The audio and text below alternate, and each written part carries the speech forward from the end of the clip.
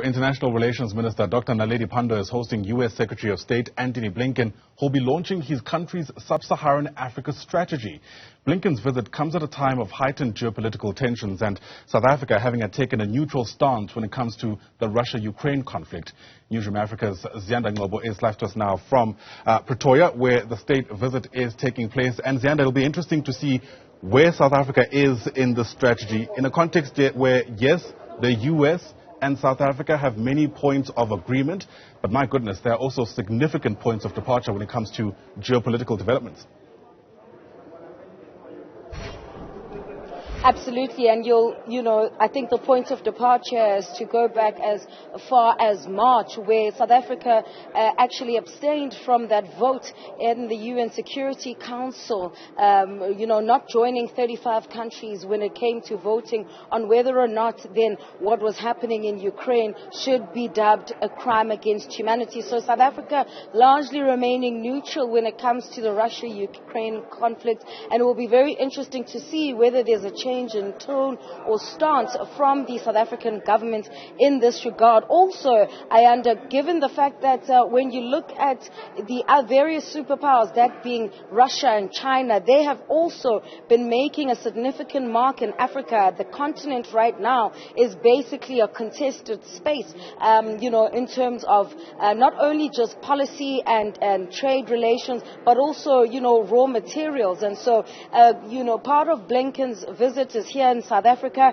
Then he'll also be heading to Rwanda and the Democratic Republic of the Congo, where there he'll be dealing, for instance, in the DRC with the violence in the eastern parts of that country when it comes to the M23 rebels, with Rwanda as well, really firming up then those relations. But from a South African point of view, plenty of issues to deal with, especially since, French President Emmanuel Macron has visited this continent, as well as the Russian, International Relations Minister Sergei Zvarov as well.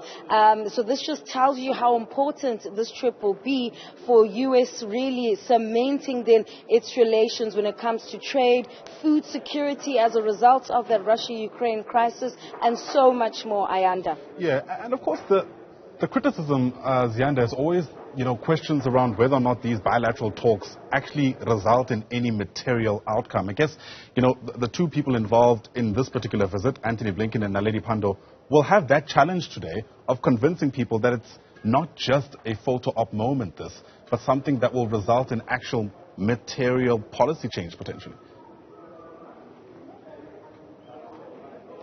Look, bilaterals are very important, Ayanda, more so than multilateral agreements. If you look at just how much the U.S.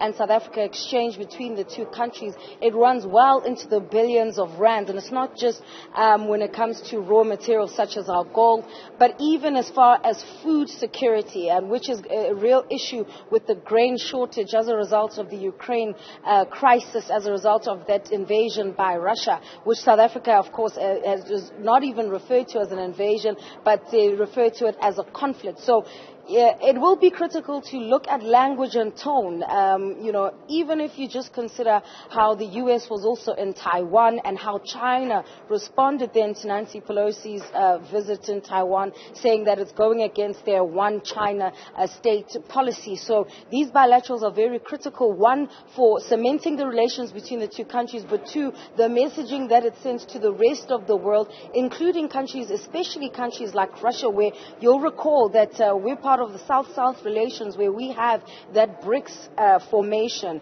which is Brazil, Russia, India, China, and South Africa. So one wonders then, even in terms of those relations, just how strong our foreign policy has been in that regard, and how those relations have been managed since the formation of BRICS. Because part of what Blinken is here to do, and him rolling out that sub-Saharan Africa policy, is to also really, it's mainly about competing with the other superpowers at this particular point in time, and ensuring that they sort of contain the spread and influence of countries such as Russia and China on the African continent, given the influence that Africa has in terms of even human resources to the rest of the world, and even South Africa being dubbed the gateway to Africa, it's very critical that these bilaterals, make sense. And then it will depend on whether or not the U.S. then will apply soft power or really go